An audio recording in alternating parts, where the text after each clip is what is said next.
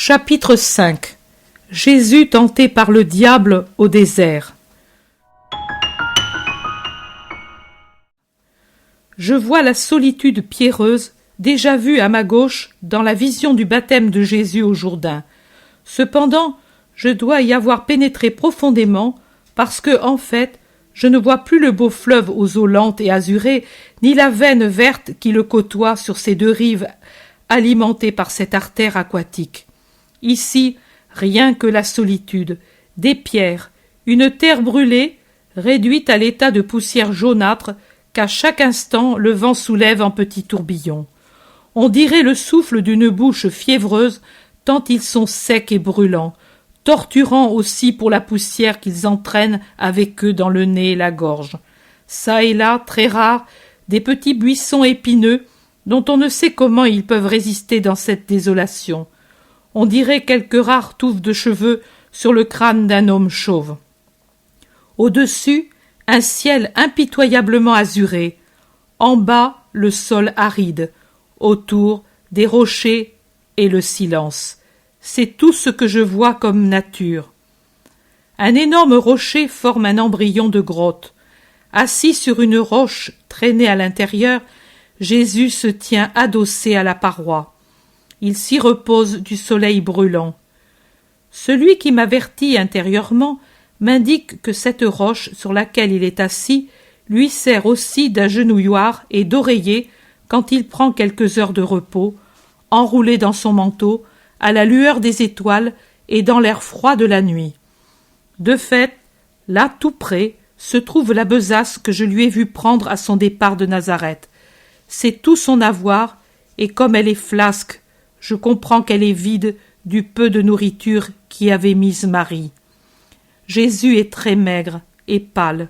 Il est assis avec les coudes appuyés sur les genoux et les avant-bras portés en avant, les mains jointes avec les doigts entrelacés. Il médite.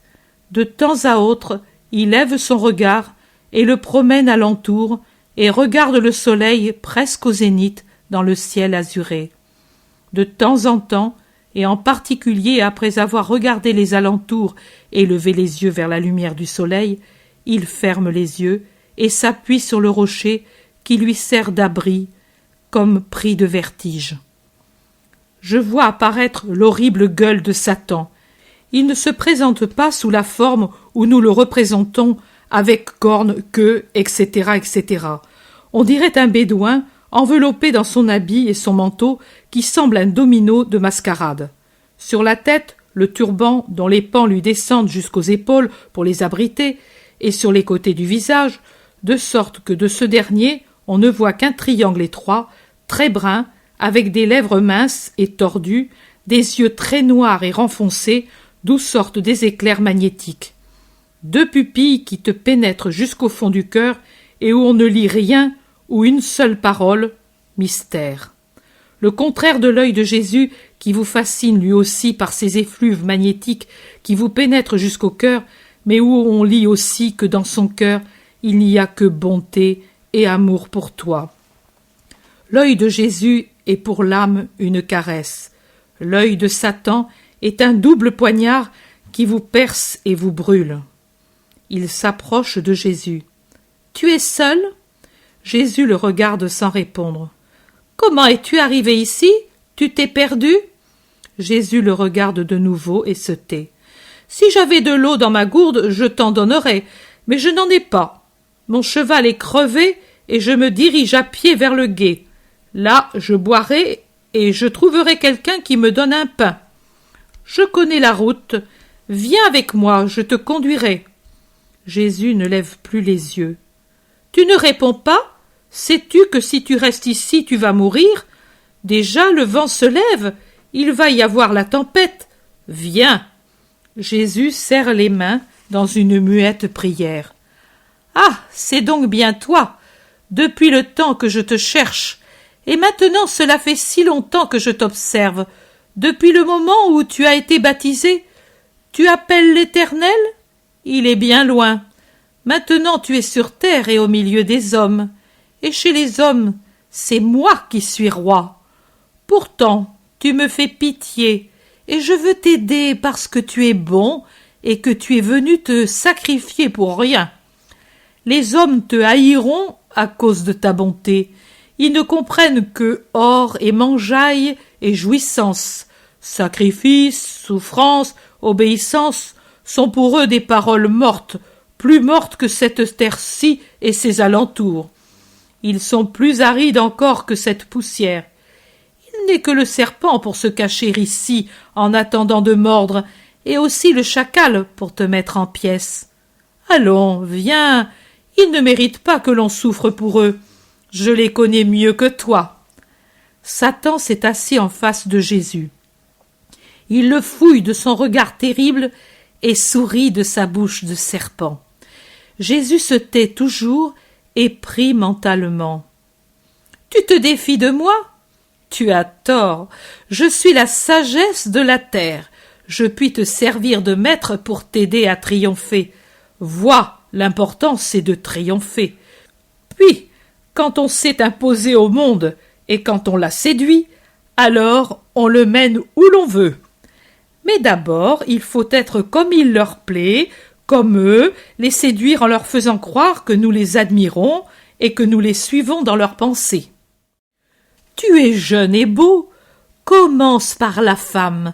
C'est toujours par elle qu'on doit commencer. Je me suis trompée en amenant la femme à la désobéissance. J'aurais dû la conseiller d'une autre manière. J'en aurais fait un meilleur instrument et j'aurais vaincu Dieu. J'ai été trop pressée. Mais toi, je t'enseigne, car il y a eu un jour où je t'ai regardé avec une joie angélique et un reste de cet amour est demeuré en moi. Mais toi, écoute-moi et profite de mon expérience. Donne-toi une compagne, ou toi tu ne réussiras pas, elle réussira. Tu es le nouvel Adam, tu dois avoir ton Ève. Et puis, comment peux-tu comprendre et guérir les maladies des sens si tu ne sais pas ce que c'est? Ne sais-tu pas que la femme est le noyau d'où naît la plante de la passion et de l'orgueil? Pourquoi l'homme veut-il régner? Pourquoi veut-il être riche, puissant? Pour posséder la femme. Elle est comme l'alouette. Elle a besoin d'un scintillement qui l'attire. L'or et la domination sont les deux faces du miroir qui attirent les femmes et la cause des maux du monde. Regarde, derrière 1000 délits d'apparences diverses, il y en a 900 au moins qui ont leurs racines dans la fin de la possession de la femme ou dans la volonté d'une femme brûlée d'un désir que l'homme ne satisfait pas encore ou ne satisfait plus.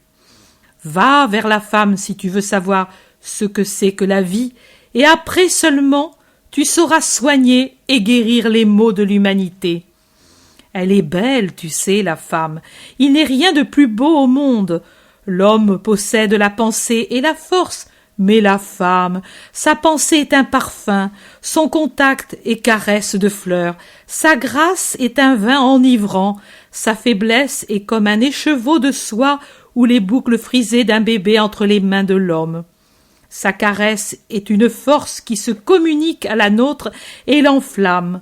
La souffrance disparaît, et la fatigue, et les soucis quand il se pose auprès une femme. Elle est entre nos bras comme un bouquet de fleurs. Mais, imbécile que je suis, tu as faim, et je te parle de femme. Ta vigueur est épuisée. Pour cette raison, ce parfum de la terre, cette fleur de la création, ce fruit qui donne et suscite l'amour, te paraît sans valeur. Mais regarde ces pierres, comme elles sont rondes et polies, dorées sous les rayons du soleil couchant. Ne dirait-on pas des pins? Toi, fils de Dieu, tu n'as qu'à dire « je le veux » pour qu'elle devienne un pain odorant, comme celui qu'à cette heure les ménagères tirent du four pour le repas de la famille. Et ces acacias si arides, si tu le veux, ne peuvent-ils pas se couvrir de fruits délicieux, de dattes sucrées comme le miel? Rassasie-toi, fils de Dieu, tu es le maître de la terre. Elle se penche pour se mettre à tes pieds et apaiser ta faim. Tu vois comme tu pâlis et chancelles, rien qu'à entendre parler de pain. Pauvre Jésus, et tu affaiblis au point de ne plus pouvoir commander au miracle. Veux-tu que je le fasse pour toi? Je ne suis pas à ton niveau, mais je puis faire quelque chose. Je me priverai pendant 1 an de ma force, je la rassemblerai toute, mais je veux te servir, parce que tu es bon, et que je me souviens toujours que tu es mon Dieu, même si maintenant j'ai démérité de te donner ce nom. Aide-moi de ta prière pour que je puisse. Tais-toi, ce n'est pas seulement de pain que vit l'homme, mais de toute parole qui vient de Dieu. Le démon a un sursaut de rage. Il grince des dents et serre les poings, mais il se maîtrise et ses dents se desserrent pour ébaucher un sourire. Je comprends, tu es au-dessus des nécessités de la terre et cela te dégoûte de te servir de moi, je l'ai mérité. Mais viens alors et vois ce qui se passe dans la maison de Dieu. Vois comme les prêtres aussi ne se refusent pas à composer entre l'esprit et la chair, parce que, enfin, ce sont des hommes et pas des anges. Accomplis un miracle spirituel. Je te porte sur le pinacle du temple et là-haut, tu te transfigures en une merveilleuse beauté. Ensuite, appelle les cohortes angéliques et dis-leur de te faire de leurs ailes entrelacées une estrade pour tes pieds et de te faire descendre ainsi dans la cour principale. Qu'ils te voient et se rappellent qu'il y a un Dieu. De temps à autre, ces manifestations sont nécessaires parce que l'homme a une mémoire si courte, spécialement pour ce qui est spirituel. Tu sais comme les anges seront heureux de te donner où poser ton pied et une échelle pour que tu descendes. Ne mets pas à l'épreuve le Seigneur ton Dieu, a-t-il été dit. Tu comprends que même ton apparition ne changerait pas les choses et que le temple continuerait d'être marché et corruption. Ta divine sagesse le sait, que les cœurs des ministres du temple sont un nid de vipères qui s'entre-dévorent pour arriver au pouvoir. Il n'y a pour les dompter que la puissance humaine. Alors, viens, adore-moi, je te donnerai la terre. Alexandre, Cyrus, César, tous les plus grands conquérants du passé ou encore vivants seront semblables à de vulgaires chefs de caravane par rapport à toi qui auras tous les royaumes de la terre sous ton sceptre et avec les royaumes toutes les richesses, toutes les splendeurs de la terre et femmes et chevaux et soldats et temples. Tu pourras élever partout ton signe quand tu seras le roi des rois et le seigneur du monde. Alors tu seras obéi et respecté par le peuple et le sacerdoce. Toutes les castes t'honoreront et te serviront, parce que tu seras le puissant, l'unique, le Seigneur. Adore-moi un seul instant, enlève-moi la soif que j'ai d'être adoré, c'est elle qui m'a perdu, mais elle est restée en moi et me brûle. Les flammes de l'enfer sont fraîcheur de l'air au matin en comparaison de cette ardeur qui me brûle au-dedans. C'est mon enfer, cette soif. Un instant, un seul instant, ô Christ, toi qui es bon, un instant de joie pour l'Éternel torturé. Fais-moi éprouver ce que veut dire être Dieu, et je te serai dévoué, obéissant comme un esclave pour toute la vie, pour toutes tes entreprises. Un instant, un seul instant, et je ne te tourmenterai plus. Et Satan se jette à genoux suppliant. Jésus s'est mis debout au contraire. Plus amaigri après ses jours de jeûne, il semble encore plus grand. Son visage est terrible de sévérité et de puissance. Ses yeux sont 2 saphirs qui jettent des flammes. Sa voix est un tonnerre qui se répercute dans la cavité du rocher et se répand sur les roches et la terre désolée quand il dit « Va-t'en, Satan !» Il est écrit « Tu adoreras le Seigneur ton Dieu et serviras lui seul. » Satan, avec un cri déchirant de damnée et de haine inexprimable, saute debout, terrible à voir dans sa fureur, dans sa personnalité toute fumante. Et puis, il disparaît avec un nouveau hurlement de malédiction. Jésus s'assied, fatigué, en appuyant sa tête en arrière contre le rocher. Il paraît à bout, il sue, mais des êtres angéliques viennent de leurs ailes renouveler l'air dans la chaleur étouffante de la grotte, la purifiant et la rafraîchissant. Jésus ouvre les yeux et sourit. Je ne le vois pas manger. On dirait qu'il se nourrit du parfum du paradis et en sort revigoré. Le soleil disparaît au couchant. Jésus prend la besace vide et, accompagné par les anges qui, volant au-dessus de lui font une douce lumière pendant que la nuit tombe très rapidement, il se dirige vers l'est ou plutôt vers le nord-est. Il a repris son expression habituelle, sa démarche assurée. Il lui reste seulement, comme souvenir de son jeûne prolongé, un aspect plus ascétique, avec son visage amaigri et pâle, et ses yeux ravis dans une joie qui n'est pas de cette terre. Chapitre 6. Satan se présente toujours avec un extérieur bienveillant. Parole de Jésus. Hier, tu n'avais pas la force que te donne ma volonté, et tu n'étais en conséquence qu'un être à moitié vivant. J'ai fait reposer tes membres, et je t'ai fait faire l'unique jeûne qui te pèse, celui de ma parole. Pauvre Marie, tu as fait le mercredi des cendres. En tout, tu as senti le goût de la cendre, parce que tu étais sans ton maître. Je ne manifestais pas ma présence, mais j'étais là. Ce matin, puisque l'angoisse est réciproque, je t'ai murmuré dans ton demi-sommeil.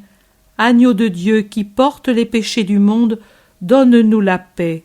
Je te l'ai fait répéter plusieurs fois, et je l'ai répété en même temps. Tu as cru que j'aurais parlé de ce sujet?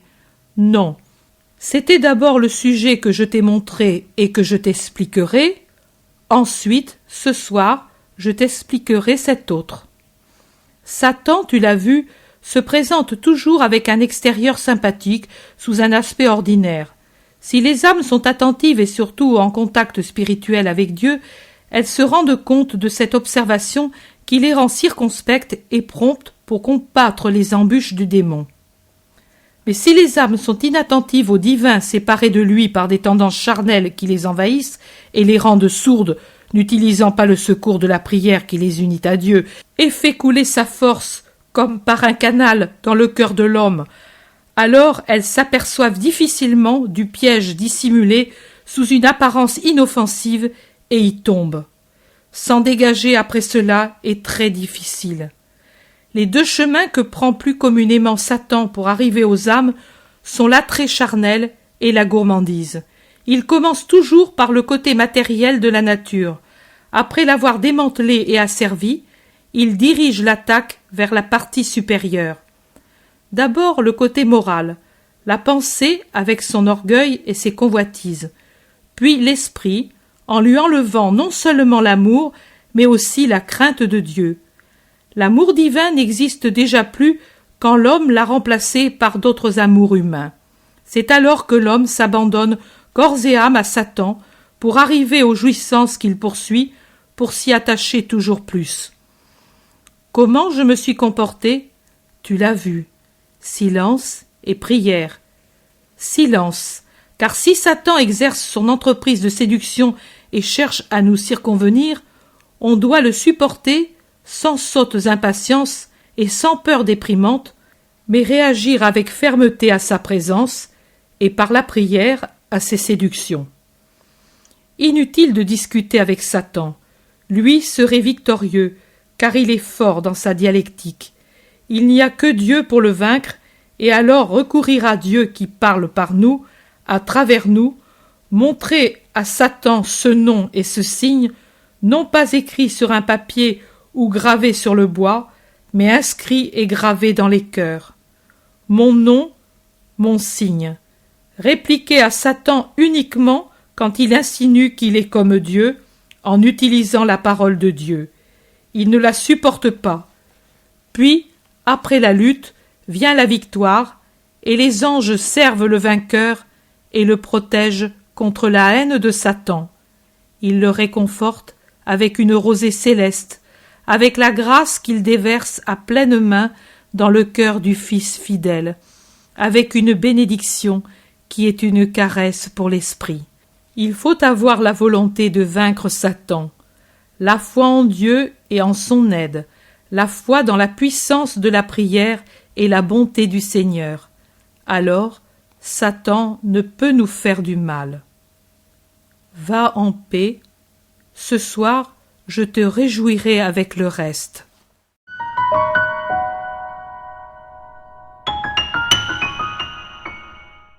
L'Évangile tel qu'il m'a été révélé est adapté pour tout public par les éditions Marie-Valtorta.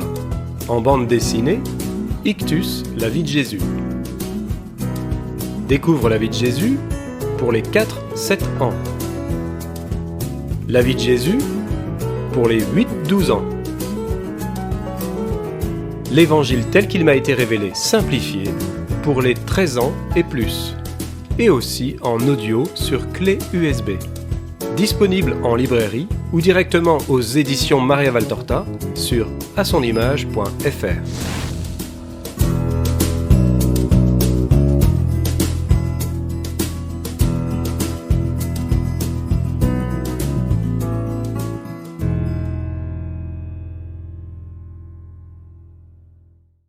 L'intérêt pour les écrits de Maria-Valtorta ne cesse de grandir. Et les fruits récoltés, vocation, conversion, sont immenses. Visionnaire de la vie du Christ, de la conception de Marie jusqu'au début de l'Église, sa description des personnages, de leur psychologie, la précision des lieux où ils évoluent, des coutumes et mœurs de l'époque, est proprement sidérante et à ce jour inégalée.